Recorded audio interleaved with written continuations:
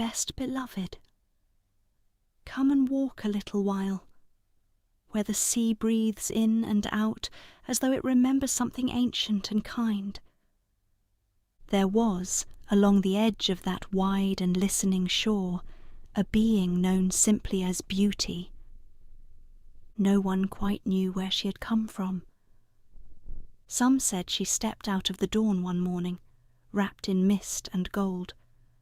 Others believed she had always been there, stitched into the very hem of the world. But all agreed on one thing. Wherever Beauty walked, something softened. Her garments were never the same twice. One day she wore a gown spun from sea foam and pearl, drifting and sighing with each step. Another day she shimmered in silks the colour of sunrise, soft coral and pale amber, catching the light so that even the gulls paused mid-flight to look.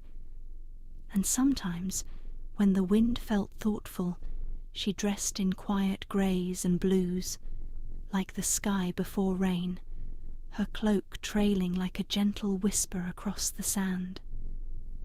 She wandered the shoreline as though it were a path laid just for her.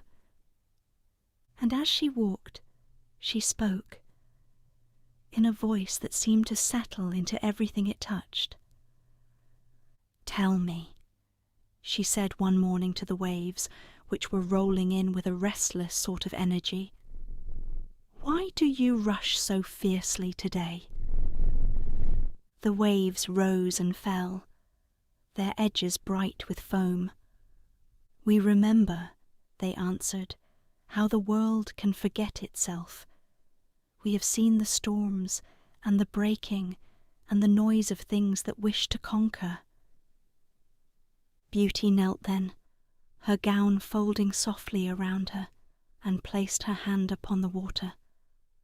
"And yet," she said, "you return again and again, smoothing the shore.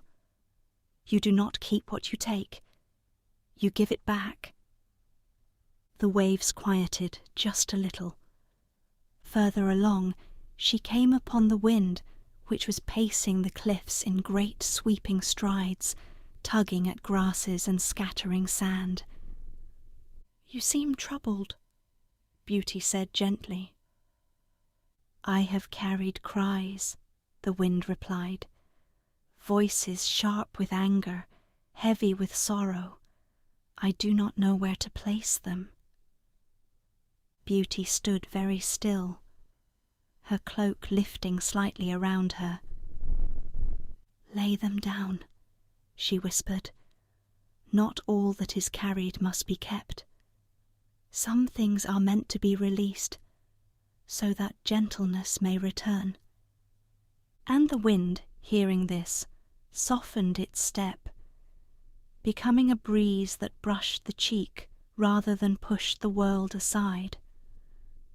By the rocks, where the tide had left quiet pools, Beauty found the small creatures of the shore, the patient crab, the shy anemone, the tiny fish flickering like thoughts beneath the surface. "They speak of heaviness," said the crab, lifting one careful claw, "of a world that forgets how to be kind."